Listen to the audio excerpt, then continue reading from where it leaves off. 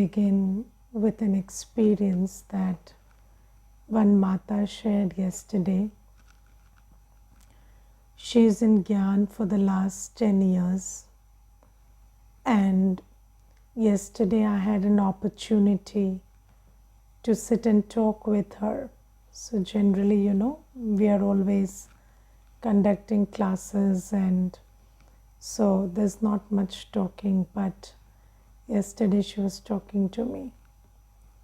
And then she said that I asked her, she makes a lot of effort, like she comes from very far away to the center every day, and she takes every effort to follow Baba's Shrimat, although there is a lot of resistance in the family and everything. So I was just asking her about this love for Baba that she has, and I was asking her, so how do you have this deep love for Baba?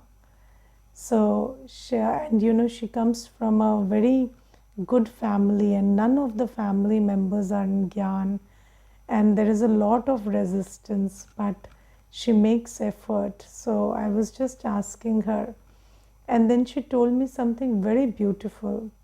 She said, Didi, when I was young, when I was 10, 11, there was a sect, there was a sannyasi sect very close to our place. We stayed in Punjab, and she said there was this whole organization there which consisted of sisters, and it was another organization, and she said they were also wearing white and practicing, like living like renunciate sannyasis.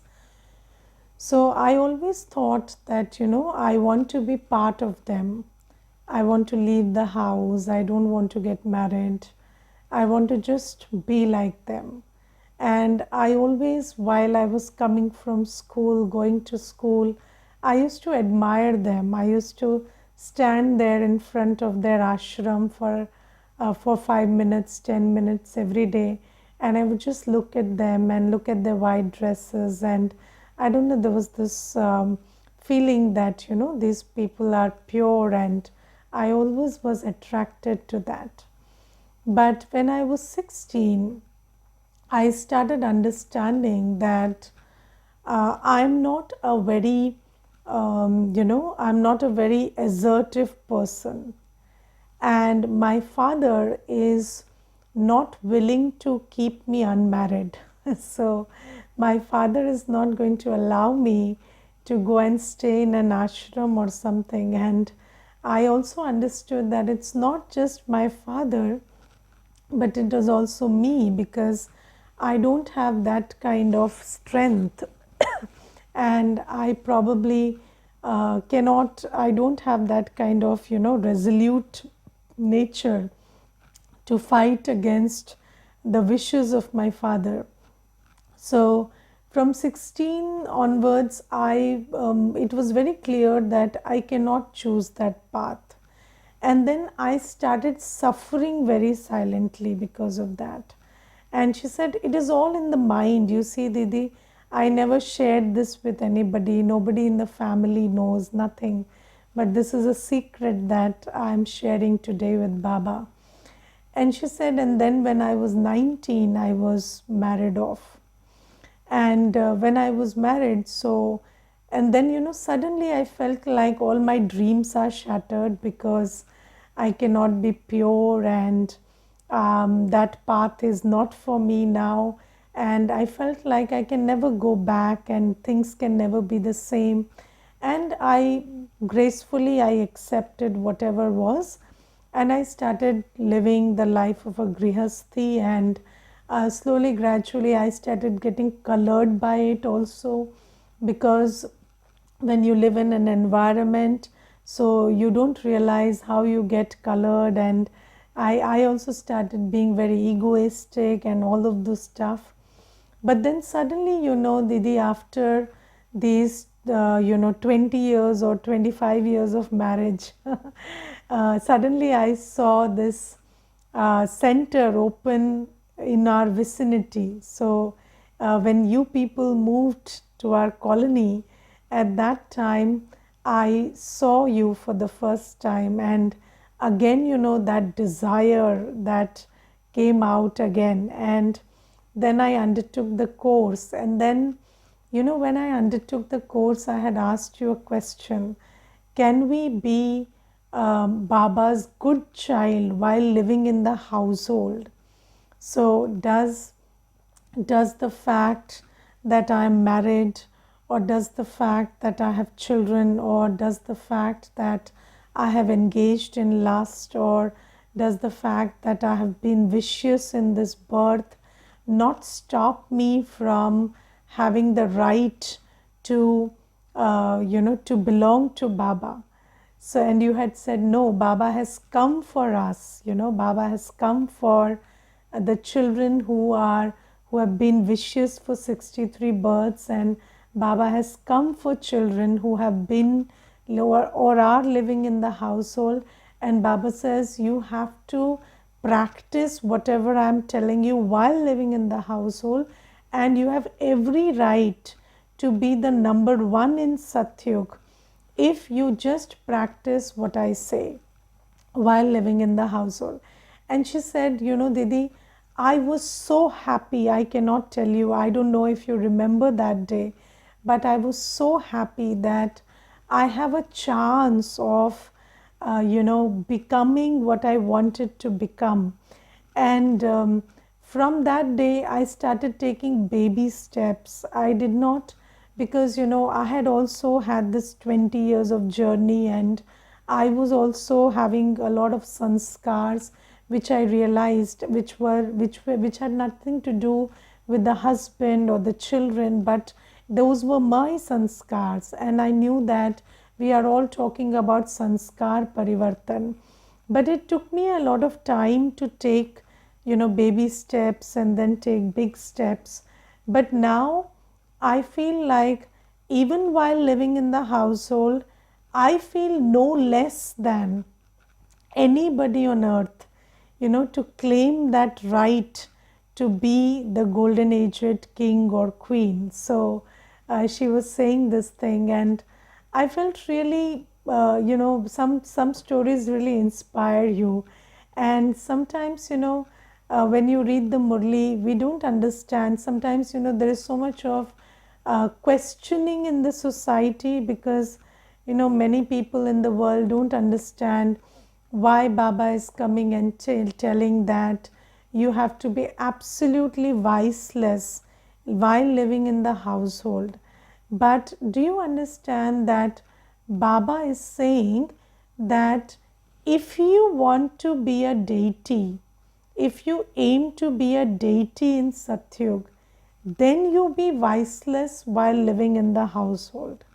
Now you see that in Bharat, we know that for ages there has been this practice of leaving the household, going into the jungle, going to the mountains, and for what? For figuring out who God is, or for, searching for God. And we understand that, and that was appreciated, that was not looked down upon. If somebody left the household, they left everything, and they went out to search for God, then it was not considered, it was not considered escape, it was considered tyag. So, it was considered that this person renounced. They are called renunciates. They are not called people who, abscond. They are not absconders. They are renunciates. And here Baba is telling us that, when the world has accepted that finding God is such a big goal, that even leaving those who are dependent on you behind is not considered a sin if you commit it, because you have set out to find God. Then Baba says that I'm not asking you to leave behind that what you have created, because whatever you have created, whether it's a family, whether it's children, whatever you have created, Baba says, I am a creator. I would never ask you to abandon your creation. And Baba says, I am just asking you to leave the vices while living in the household. Just practice purity, practice being free from lust, anger, ego, attachment, and greed. And Baba says, if you just did this much, then you will you will be eligible to find a place and position in the golden aged world, and you will be able to transform this world from hell to heaven. And Baba says it is the energy of purity that the world needs today. And Baba says, this is what I am asking you to do. I am not asking you to leave your creation, but I am asking you to live in the household, but leave all the five vices and imbibe all the virtues that I am asking you to imbibe. And Baba says, if you did that, the world will change into heaven and you will change into a deity. And is it too much to do for this big task? You see that Baba says that just to find God, people left everything. And now Baba is saying that I'm not asking you to leave anything physically, but just leave vices while living in the household, and you will change and transform this world into heaven. And Baba says, if you did nothing, you will get nothing. You see, there is a very good saying, if you do what you have always done, you will get what you have always got. So we know that these days everybody wants to change their fortune, wants to change the world. And Baba says, for that you need to do some little extra effort. And I'm not asking you to take that drastic step of leaving the house. I'm just asking you to leave the vices while living in the house. And you see that if you look at it, the vices are anyways not serving you. Yes, the vices are not serving you anyways. So just think about how much of worry, how much of fear, how much of jealousy, how much of ego we are creating every day in the household, just because of this sanskar of being vicious, this sanskar of being defected. And I was just thinking the other day, that when people come to the center, they say that we feel the divinity, we feel the resonance of purity and divinity in the center. And when people enter the house, if somebody is not a good practicing Brahmin and they are living in a Lokik world, there is this vibration of vices in the house. Now you see, it's a household. And if you look at the center, what is a center? A center is also a household where there are 4 or 5 or 6 people living. But just because you have given up on vices, that's why there's such a big shift in the vibration. And I think, and I was just thinking the other day, that in the center we don't use the phone a lot. And you just think about just this phone, this one cell phone, this one smartphone is spoiling so much of vibration of the house. And Baba says, just leave this sangdosh, this company that is spoiling your mind, your head, your vibration. Just leave this. Or even if you use it very discreetly. Just use it for listening to the Murli or classes, or just checking important messages. But we have to make a lot of choices about how much and how we want to use the phone. And when we are engaging with souls around us, we have to start looking at them as souls, as pure beings, and not as objects of our attachment and lust, and not as objects to feed our ego. So you see that there is so much of inner work, in consciousness, in attitude, that we will have to do, so that in our actions we are voiceless, because actions are a product of consciousness and attitude. So if the consciousness is not right, the attitude is not right, then how can the actions be vicious, actions be voiceless? So I was just thinking, the other day, that in a household, you see, there is this one Mata, and she was saying that my husband is an alcoholic, and I am suffering acutely. So I said, why are you suffering if he is an alcoholic? So she said that I am suffering because I am very scared that because of the alcohol he might just trip and fall and lose his life one day, or he might get some disease. So I am constantly in fear of that.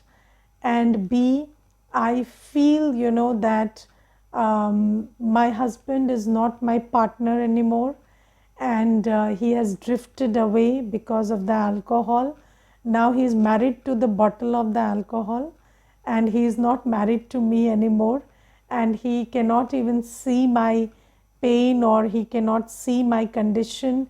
He is not able to appreciate anything because he is so much under the influence of alcohol. So I told that Mata, and you think you are suffering because of him? So she said, of course. So I said, no, you are suffering because of your attachment. You are suffering because of your attachment. And then she said, so what should I do? I should just allow him to, fall from the stairs and die one day because he is so drunk every day. So I said, okay, so you really think that you can save him from falling from the stairs and dying one day? So you cannot save anybody from themselves. Why don't you understand that? And yes, you live in the house, so whenever you it is your you can be vigilant, and you, whenever you're around, it's okay if you are taking care of him, but don't ever live in the illusion that you can save somebody from themselves. You cannot save anybody from themselves. You can save someone from someone else, but if somebody is their own enemy, how can you save them? That's not happening. And then I told her, and this whole thing about missing his company and missing the partner. So you see, that was his last birth when he was her husband. He has taken another birth, and you yourself said in this birth he is married to the bottle of alcohol. So now you're no longer his wife. So don't keep looking at that, at these things, these expectations shouldn't be there. So you see, people are taking so much sorrow, people are giving so much sorrow because of this attachment. And Baba says that when you live, and lust is something that robs us of our spiritual energy. There is a reason why, sannyasis left the house just to leave lust. They did not have the strength to be pure, but they knew that leaving this practice of lust is mandatory, not optional. And they were even willing to pay the price of leaving the household just to stay celibate. So do you understand that there is a reason why they left it? Because lust robs a soul of the spiritual energy. Your mind, your buddhi, everything gets tainted because of this lust. And Baba always says, pyre of lust. So Baba says, just like, when somebody is put on a pyre, on a chitta, then everything of that chitta changes. So, that body changes into ashes. Similarly, lust is such that it burns all the qualities of the soul. So, and there is a reason why, in Bharat we worship those kanyas who are pure. So, those who have not hit puberty, and you worship those kanyas, and you bring them and worship them on Navratri. Why do you worship those kanyas? Because of their purity. And there is a reason why, purity is so celebrated in Bharat, that in the times of festivals and when there is the worship of God, then you are not allowed to engage in lust. So Baba says lust is a big enemy, and there is recognition that this lust is robbing us of our spiritual qualities. And that is why in Bharat there is this tradition of observing physical purity. But Baba says these days we don't think about these matters, and these days, people are just propagating lust. So, they are just advocating lust and propagating lust, and because that's how, vicious people behave. And Baba says that when people become vicious, their drishti becomes such, and then whatever they create in the name of propaganda or knowledge or whatever, that is full of their vicious ideas. But Baba tells us that while living in the household, if you want to become a deity, and if you want to have the power of purity, so purity is a very big power. And I remember there was this one brother, and he was telling me, sometimes there are some things which children observe, and this brother was sharing with me that, Didi, when I was young, when I was a kid, I had this intuition. And whenever, my family members were in trouble, they would turn to me for intuitive help. And they would ask me, where is this, or what should we do in this? And I always had this intuition, and I could guide them.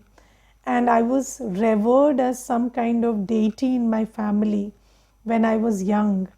And then he said, I don't know what happened, but I lost that capacity.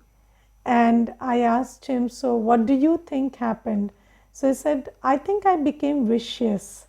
And I realized that. So you see that there is so much power in purity. But how will we realize the power of purity? Only when you engage in purity, when you embrace purity. So Baba says, while living in the household, just give up lust. Just give up every act of lust, whether it is seeing something lustful, hearing something lustful, to thought, word, and acts of lust. And Baba says you have to embrace this purity and make that effort while living in the household, because you cannot be a deity and be lustful at the same time. And then Baba says anger.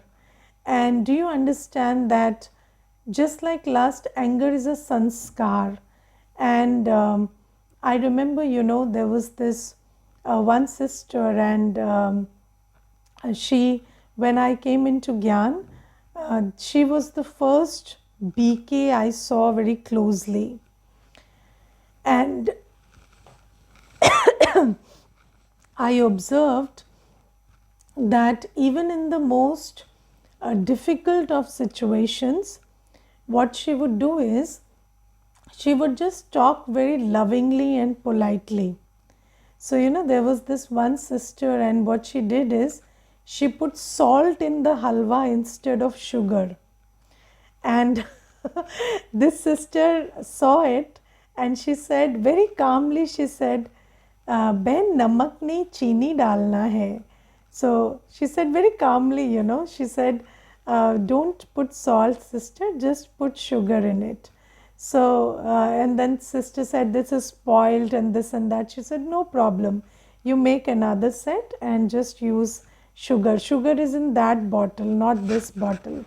And when I saw her, I asked her later, didn't you lose it, when when she couldn't see the difference between salt and sugar, and there was a lot of wastage, and there was wastage of ghee and stuff and everything. And she said, you know what, I have understood that anger is just a waste of energy. So I said, what does that mean? Because I was very new, I understood nothing. And I said, what do you mean by anger is a waste of energy? So she said, can I reverse that? Can I bring out that salt by getting angry? No. Can I make that sister think better next time if I'm angry? No. That's also not happening. And if I shout at her, it's only going to spoil matters, and she's going to do even more damage in future because of that. So I just know that anger is a waste of energy. Anger changes nothing. It's just a sanskar, we have developed this sanskar that when things are not my way, just shout, scream, just feel bad, create thoughts of irritation, but it doesn't help even this bit. And if anything, from experience I have learned, it only spoils matters. And nobody, you cannot change anybody by being angry. Yes, you can change somebody a little by being loveful. So she said, I'm not in a haste to change anybody. And I know that I asked her to make halwa because I couldn't do it myself. I was busy in the class. So when I have no option, I know that, everybody has to be involved and seva has to be done in Sangathan. So I take it and do it that way. And that one incident inspired me so much that I could see how wasteful anger was.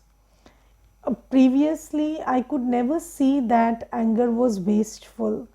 But after that incident, because somebody who has dharana, when you see them operate, it's very magical that you imbibe that virtue from them. And even if you listen to 100 classes, it doesn't happen. But when you see somebody with that dharana, you suddenly imbibe that virtue magically into yourself. And that sister gave me that virtue. And after that, I learned how to, just be quiet and respond peacefully to everything. And I understood that even if I responded angrily, nothing is going to change. So let me just respond peacefully. And whatever is done is anyways done, and whatever will happen will anyway happen. So this is so important to understand. And another thing is, you see, anger is when you shout at somebody, when you use words out of anger or you behave out of anger, then you kill the spirit of the other soul. And you see, souls are trying their best. They are trying really hard. And the only thing that can help them is your love. But instead of supporting them with love, what you're doing is you are spoiling them further with your anger. And Baba says that in a household there should be no anger.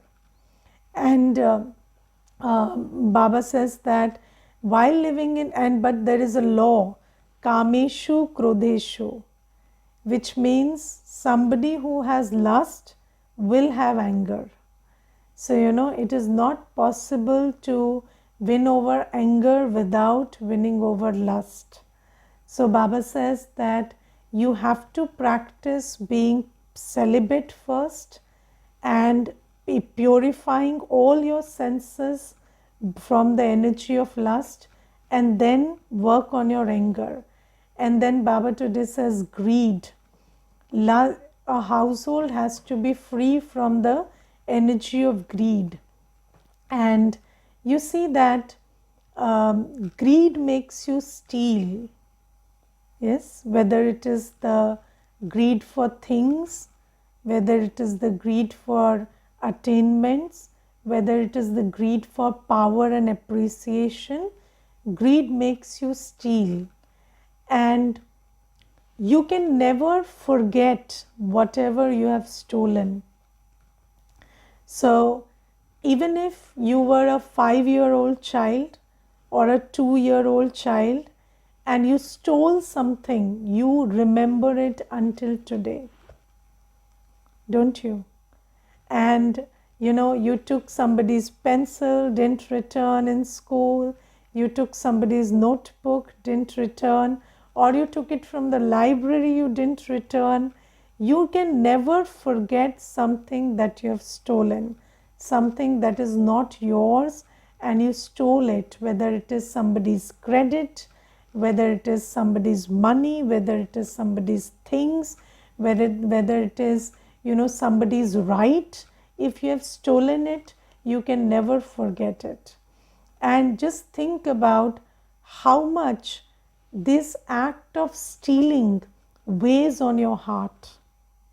And how can you be a pure soul if you are acting out of greed and you are stealing things and behaving in a corrupt manner? And I told you earlier also that you can't save people from themselves. And these acts that we perform out of greed, whether it is in office, whether it is in society, whether it is in the family, whether it is with friends, whatever acts you perform, these little acts will not let you be free spirited, because there will always be fear, there will always be self-doubt because of the acts of greed that you have performed. And I think it's very important to free ourselves from the shackles of our own acts that we performed. And how do you do that? By giving your whole account to Baba. So when you submit all your acts to Baba, just sit before Baba and tell Baba all that you have done and promise that you're not going to repeat it, and take that determined promise. That's when you free yourself from greed and free yourself from the burden of the acts of greed. And I remember there was this one incident today. Baba says that even girls from good families, sisters from good families, when they see mithai, they will steal it and eat in the center. And I remember there was this one episode in a center, and gulab jamun were made in that center. And Didi said that take this bowl of gulab jamun and put it in the fridge, so that when guests come, we can serve them with gulab jamun. And then what happened is, it took 3 days for the guests to come. So when they finally arrived, there was one party and there were children, Baba's children, who had come. And Didi said, Didi called that sister and she said, go Behan, bring that bowl of gulab jamun and we will serve everybody. And that sister went and she didn't return. So 15 minutes, 30 minutes happened and then she didn't return. And then Didi sent another sister and she also didn't return. And then Didi went herself. And then she found that this sister, the previous one, who she had asked to keep the gulab jamuns, she was sitting on the roof and crying. And the other sister was consoling her and also shouting at her. So then she inquired what happened. So then the sister said, so you see, Didi, I kept the gulab jamun and I felt greedy, so I ate one. And then after 2 hours, I ate another. And then after 2 hours, I ate another. And 3 days, the gulab jamuns were in the fridge, and I ate the whole bowl. And now, when you asked for them, then I was very guilty and I felt sad and I felt very miserable. And then you see, the Didi said, it's not about the gulab jamun. You see, now you're crying. You ate something sweet and it made you cry. Why? Because it was done with greed, right? So, Baba says that it is not a sin to have something or, strive for something, get it, no problem. But when you're greedy, you take the wrong route. You take the route of stealing and corruption. And when you do those things, it weighs heavy on your heart. And you cannot free yourself from the burden of those acts. So Baba says this is why don't act out of greed. Don't engage in corruption and stealing because of greed while living in the household. And then Baba says that attachment and anger, of course, in the household, attachment is such that, it spoils everything. And Baba says that if you want to do something bigger, you want to be in higher consciousness, you want to be a sevadhari, you cannot be a sevadhari when there is a big rassi, big rope tied around your waist, right? So attachment is like that rope. So when it is tied around your waist, can you fly high? It cannot happen. So it will pull you down. And you have attachment with vicious souls, and when they pull you down, you will come down. That's why Baba says, while living in the household, know that everybody is just a co-traveler on this journey, and I am Baba's child, and I have to listen to Baba's Shrimat and take my inheritance from Baba, and also free yourself from ego. So Baba says that while living in the household, imbibe virtues and give up on defects, and only then can you make Bharat into heaven and make yourself into a deity. And it's not a small task, and no big task happens without sacrifice. And Baba says you have to sacrifice these vices so that this world can change. Individual sacrifice will lead to the realization of collective goals. Okay, Om Shanti.